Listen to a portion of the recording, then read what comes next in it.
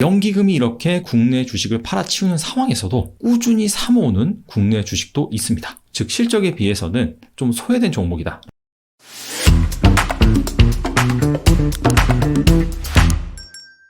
최근 증시의 발목을 잡는 주체가 있습니다. 바로 기관입니다. 근데 모든 기관이 다 그런 것은 아니고요. 그 중에서도 큰 손이라고 볼 수 있는 연기금이 그렇습니다. 연기금은 코스피 지수가 본격적으로 상승하기 시작한 12월 달부터 계속해서 국내 주식을 팔아치우고 있는데요. 특히 지난달 29일부터는 하루에 순매도 규모만 수천억 원대에 달합니다. 연기금이 이렇게 국내 주식시장을 홀대하는 이유는 바로 자산 배분 때문입니다. 연기금은 수백조 원 운영을 하죠. 그러다 보니까 국내 주식, 해외 주식, 채권, 부동산, 대체 투자 등 다양한 자산에 분산 투자를 하고 있습니다. 근데 국내 주식시장이 단기간에 너무나 많이 오른 것이죠. 그렇기 때문에 비중 조절을 위해서 계속해서 국내 주식을 팔아치우고 있는 상황입니다. 그렇기 때문에 당분간 연기금의 매도세는 지속될 것으로 생각이 되는데요. 근데 연기금이 이렇게 국내 주식을 팔아치우는 상황에서도 꾸준히 사모으는 국내 주식도 있습니다. 그렇기 때문에 주식 비중을 줄여야 되는 상황에서도 오히려 계속해서 사모으는 주식이 있다면 투자 관점에서 살펴볼 필요가 있겠죠. 그래서 오늘은 연기금이 팔면서도 계속해서 사모으고 있는 주식 대표적인 세 가지에 대해서 알아보도록 하겠습니다.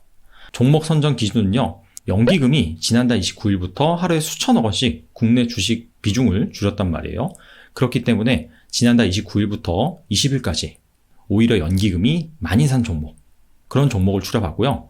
그리고 같은 기간에 주가가 또 너무나 많이 오르면 안 되겠죠. 그래서 코스피 지수가 이 기간에 12%, 한 13% 정도 올랐는데 코스피 지수와 비슷하게 오르거나 아니면은 덜 오른 그런 종목을 추려봤습니다. 그래서 연기금이 많이 산 종목 순으로 1위부터 3위까지 한번 살펴보겠습니다.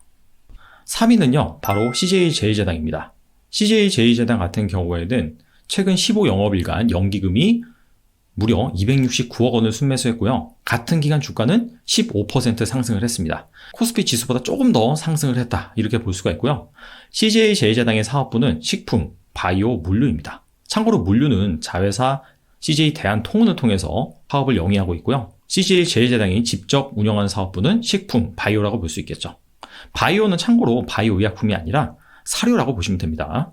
먼저 식품 사업 부분을 살펴보면요. 최근에 사실 식품 사업 부분에 글로벌 매크로 환경이 긍정적이지는 않습니다. 왜냐하면 식품의 주요 원재료가 곡물이죠. 근데 최근에 곡물 가격이 다 상승을 하고 있어요. 그래서 사실 원가율적인 측면에서는 부담이 된 상황입니다. 근데 이 곡물 가격이 상승하는 것이 악재라고 말씀드렸는데 단기적인 부분에서 악재겠으나 장기적인 부분에서는 호재입니다. 왜 그러느냐? 여러분들이 식당에 가시면은 어느 순간에 가격표가 달라져 있죠. 내려가지 않고 항상 올라가 있습니다. 그러면서 그 사유로 원부자재 가격 상승으로 부득이하게 가격을 올렸다. 이런 얘기를 합니다. 즉 식품 기업 같은 경우에는요. 곡물 가격이 이렇게 상승을 하면은 바로 판가를 인상할 수 있는 여건이 마련이 됩니다. 그렇기 때문에 이러한 최근의 곡물 가격 상승은 인플레이션을 야기시키고 이에 따라서 제품 가격을 올릴 수 있는 그런 여건이 마련될 수 있다. 이렇게 볼 수가 있고요. 그리고 바이오 사업 부분에서는 돼지 사료, 이 부분을 중심적으로 만드는데 최근에 중국의 돼지 사육 두수가 크게 증가를 하고 있습니다. 사실 이 부분은 추세적인 증가세라고 보기엔 좀 그렇고요. 작년에 ASF, 즉 아프리카 돼지 열병 때문에 돼지를 어마어마하게 살처분을 했습니다. 그래서 이에 따른 기저 효과로 이 돼지 사육 두수를 늘리고 있다. 그 부분이 핵심이다 라고 볼 수가 있고요.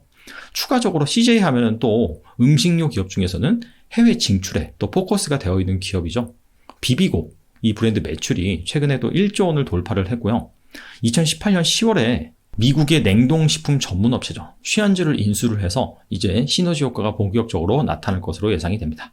그리고 2위는요. 바로 빅히트 엔터테인먼트입니다. 빅히트 엔터테인먼트 같은 경우에는 최근 15영업일간 연기금이 345억 원을 순매수했고요. 같은 기간 주가는 8% 상승을 했습니다. 코스피 지수보다 덜 올랐다, 이렇게 볼 수가 있겠죠.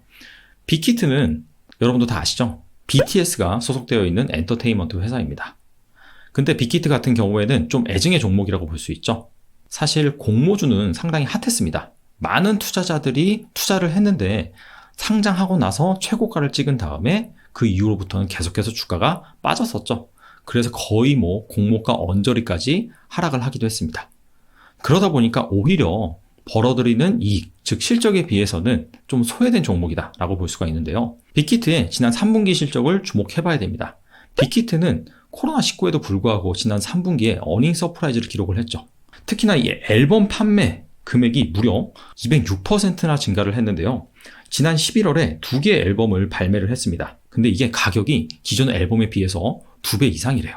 이 앨범 역시 빌보드 차트를 석권을 했습니다. 근데 BTS 앨범이 스토리가 있습니다. 어벤져스 엔드게임을 본다면 어벤져스 시리즈를 다 볼 수밖에 없는 그런 스토리가 연결되어 있는 구조를 띠고 있는 거예요. 그렇기 때문에 이렇게 신규 앨범이 나와서 잘 팔리면은 기존의 앨범 역시 잘 팔리는 그런 구조를 띠고 있습니다. 엔터사의 매출을 크게 두 가지로 볼 수 있거든요. 직접 기업 매출, 간접 기업 매출입니다. 직접 기업 매출은 음반 판매, 콘서트 이런 거예요. 즉 아티스트가 나와서 앨범을 발매를 하고 그 다음에 활동을 해서 발생시키는 매출이고요. 간접 기업 매출은 이 아티스트가 지속적으로 활동을 함에 있어서 부수적으로 발생하는 매출이라고 보시면 됩니다. 근데 지난 3분기에 빅히트의 이 간접 기업 매출이 무려 60% 이상 증가를 했습니다. 빅히트 하면 또 위버스라는 플랫폼이 있습니다.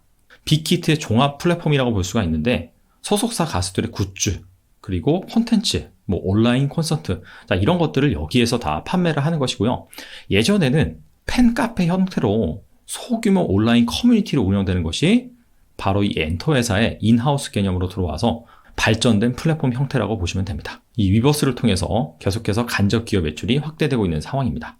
그래서 사실 빅히트 엔터테인먼트 같은 경우에는 지난 3분기에 오프라인 콘서트 매출이 98%나 급감을 했어요. 그럼에도 불구하고 앞서 말씀드린 음반 판매 급증, 그리고 간접 기업 매출의 확대 등으로 오히려 전년 동기에 비해서 매출이 급증하는 호조를 낳았습니다. 근데 올해부터는 본격적으로 백신이 보급이 되고 코로나19가 잠잠해지면은 또 콘서트 이쪽 부분에서도 매출이 확대가 될 수 있고 아티스트의 활동도 더 커질 수가 있는데요. 이런 부분에 있어서 아무래도 잘 지켜보는 것이 좋겠죠. 근데 꼭 긍정적인 이슈만 있는 건 아닙니다. 상장한 지 얼마 안 됐기 때문에 아직까지도 기관 투자자들의 의무 보유 확약 물량이 있습니다. 의무 보유 확약 물량이 무엇이냐? 공모주를 투자함에 있어서 나한테 물량을 많이 달라. 대신에 나는 일정 기간 동안은 팔지 않겠다. 이렇게 약정하는 것이 바로 의무 보유 확약 물량입니다.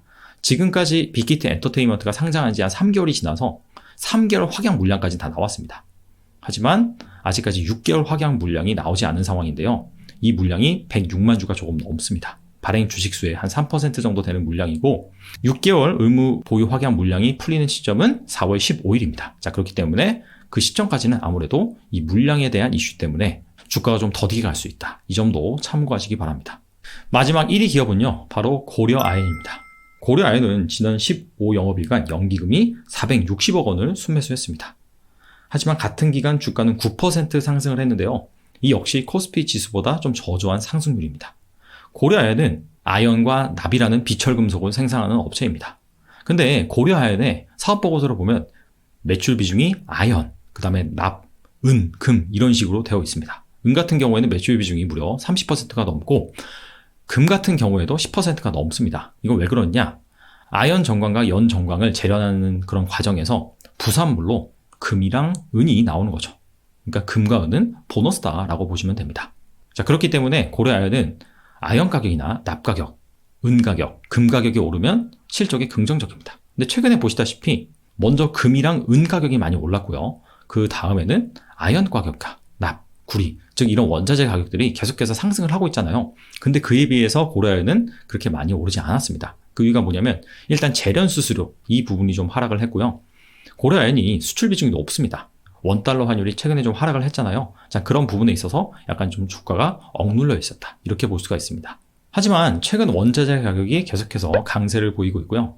특히나 중국이 작년에 이어서 올해도 대대적인 인프라 투자를 단행을 하고 미국 역시 바이든이 대통령에 당선이 되면서 대대적인 경기 부양책이 예고가 되어 있죠. 그래서 원자재 슈퍼사이클이 온다. 이런 얘기가 계속해서 나오고 있습니다. 그래서 이런 부분에 있어서 동의를 하신 부분 같은 경우에는 고려아연과 같은 그런 기업들도 눈여겨보면 좋겠죠. 지금까지 연기금이 팔면서도 사들인 종목 대표적인 세 가지에 대해서 알아봤는데요. 그리고 추가적으로 좀 주가가 덜 오른 종목을 중심으로 살펴봤습니다. 자, 근데 주가가 덜 올랐다는 것은 분명 메리트가 있지만은 또 그만한 이유가 있을 수가 있거든요. 그래서 여러분들이 실제로 투자를 하신다면 추가적인 리스크가 없는지 이런 부분들을 잘 판단하고 접근하시면 좋을 것 같습니다. 자, 오늘은 여기까지 하겠습니다. 감사합니다.